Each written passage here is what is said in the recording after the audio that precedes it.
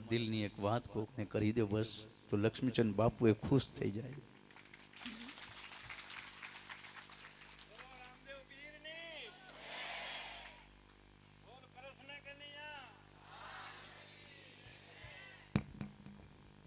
હા વાગતું નહોતું કા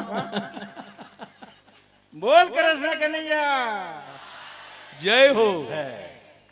લક્ષ્મીચંદ બાપુ આ તો વજનનું એવું છે કે આજથી અમે ધરી વેલા પહેલા જેથી બોર્ડિંગ રાખી તો ઉઘરાણું કરતા હું આણચેડ એ જો એક ગાડી તો નહીં એક ગાડી તો તોડી નાખી એને ફોન કરવું એટલે આવી જાય. અમારા વડીલો પેલા લેતા પેટ્રોલ ડીઝલ ખાવું પીવું એ બધું ઘરનું નાચ ને ઘેર જાય તો નાચનું ખાવું પડે. જે દે અનપાણી રોટલા જ એને કહી કે આ છેઠ તો એવું બોલી જાય કે 2 રોટલા 2 દાડિયા વધુ તમારે એવું માન 2 દાડિયા બીજી મીઠાઈ અમે નહીં ખાઈ એમ. અને હરેલ અમારે થોડુંક બેહવું પડ્યું છે પછી પતિ કે અમે 18 વર્ષ તો મેં ચોપડે રોટલો બાપુ નહોતો ખાતો આ સમાચાર જયો ગળપણે નહીં. અને છોકરીઓનું બોર્ડિંગ ન થાય ત્યાં સુધી પગરખા મેં નહોતા પહેર્યા.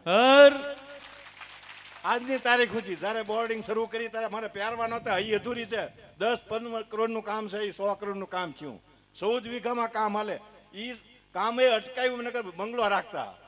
મેં કીધું કન્યા સાથે કર્યું હોય તો બંગલો નહીં મફત દે તો નહીં ગમે ત્યાં ભોં રાખવી 50 વીઘા અને 14 વીઘા તમારી જેવો કોઈક માણસ ભાગશાળી મળી ગયો એ ગણબી અને અમને નરસિંહભાઈના મોઢા મળી પડે મારે લઈ લેવું. મેં કીધું લેવા બેહુથી માગતો નથી લે ઈ માણા હારો ને વેસે મળો એવું મેં કીધું. ઈ ભાઈ એમ બોલ્યું થયું કે અત્યાર સુધીમાં આવો કોઈ મને મળ્યો નહીં કે માગું નહીં એટલે હું મેં કીધું ગમે એટલે બે લેવા બેહું એટલે લઈ જ લઉં મારું ઘરનું કે નાચનું. તખતેસર બોર્ડિંગ લીધી એ મેં માગી નહોતી એને રાજી કરી દીધો. અમારે અત્યારે સડતી છે અને આ ગામ ને આ તળ એવું નાત આખી ધોકડા હોતી સુરત કે ગમે ના જાય એટલી બધી મારી શેઠની મર્યાદા રાખે. ટિકિટ ઘરની કોઈ દી 1 રૂપિયો ઉધાર્યો નથી સમાજમાં. અને આજની તારીખ સુધી તોય ભગવાન ગાડી હકવે નાનો મળે ભાઈને તો 2-3 છે નહીં હાલે છે. એક ગાડી તો તોડી નાખીને ઓલામાં પડી ગઈ. હવે તમે જે હોય તેવું સત્ય કહેજો જૂઠું જરા. આ તમને કેમ લાગે છે આખી કેમ લાગે છે જીણું લાગે છે કઈ ના જેવું હોય તેવું કહેજો. પછી આ ગામમાં આવ્યા એક રખો ડોહી કે 104 વર્ષના ડોહી હતા. આ પહેલો દાખલો એને દેવાનો. અને એક છોકરો એનો નાનો હતો છોકરાનો છોકરો 2 દાઈ દીકરો. અમારા વડીલો બધા ના પાડતા કે ભાઈ એને રહેવા દો એને રહેવા દો. આ કાતરિયા દાનાભાઈ છે ની થડમાં ખડકી હતી નાતીલા ના જામે આખું ટ્રેક્ટર જેને આવવું હોય આવે પણ ઘરને પૈસા આવે. એક ટિકિટ તેજીને બંધ કરી દીધી. આજ સુધી મુંબઈ જાય કે ગમે ના જાય પોતાના પૈસા જવાના. 1 રૂપિયો નાચનો નિયમ બગાડવાનો. એટલે સાહેબ નાચ આપે એટલું વગર પૈસે આપે લાખો કરોડો રૂપિયા. પછી એક ઈ ડોહીને અમે ખાલી પગે લાગવા ગયા આપણે એમ ન થવું જોઈએ કે મારે ઘેર નાતીલા ન આવ્યા ભલે નાતીલા ના પડે. હું શેઠ બે ગયા ત્યારે ડોહીએ ખાટલો પાથરીને કીધું બાપા બેહો બેહો. ધણી દી આવ્યા છે મને ખબર છે પણ હું લેવા આવ્યા ભાવનગર બોર્ડિંગ નાખી આપણે વિદ્યાર્થી આવ્યા ફાળો લેવા આવ્યા. મેં કહ્યું તો મળી અમારે કેટલો આવે મેં તમારો ફાળો લેવા ને અમે તો તમને ખાલી આશીર્વાદ કે આપો ને તમારો ગામે ના પાડે અને અમારા વડીલો ના પાડે તો કે મારી નાયતમાં કોઈ ગરીબ ન રહેવાય કે નાયતમાં મારે 104 વર્ષ છે નાયતમાં ગરીબ ન રહેવાય. મેં કીધું 10 રૂપિયા આપો 50 રૂપિયા આપો 32 વર્ષ પહેલા નહીં કે ભાગે કેટલી આવે. અડધી કલાક અમને કકડાય પછી શેઠ બોલ્યા કે તમારે ભોં કેટલી ભોંયા ફાળો હતો તો કે 540 આવે. હવે લક્ષ્મીચંદ બાબુ મારે આવું પડી જાય 542 ખીચીમાંથી કાઢીને આપ્યા કે આવાનું આ કામ કરો અને તમારું કામ ફચે થાય. મેં શેઠને કીધું ટ્રેક્ટર ઊંધું પડે આપણે બે નહીં મરી. વાહ પ્રભુ વાહ. અરે કર અને એ ભગવાન હકવે જાય.